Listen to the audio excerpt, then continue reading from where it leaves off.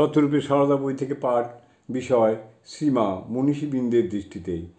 যথাগ্নে দাহিকা শক্তি রামকৃষ্ণে সমাগয়া সর্ববেদ্বাস্বরূপং তং শারদাং প্রণমাম্যহম। পরের অংশ।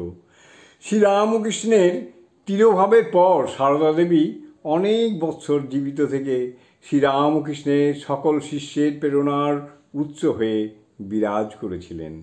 শুধু তাই নয়, জাতি কুল নির্বিশেষে সব শ্রেণীর নরনারীকে উদার সমদৃষ্টিতে তার স্নেহাঞ্চলে আকর্ষণ করতে তিনি সমর্থ ছিলেন।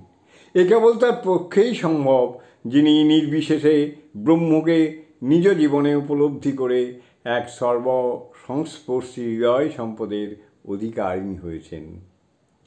আধুনিক ভারতবর্ষের অন্যতম শ্রেষ্ঠ চিন্তাবিদ দার্শনিক ডক্টর রাধাকৃষ্ণন শ্রীমায়ের জীবন আদর্শের আলোকে এ যুগের বিজ্ঞান ও গণতন্ত্রের সীমাবদ্ধতার প্রতি আমাদের দৃষ্টি আকর্ষণ করেছেন।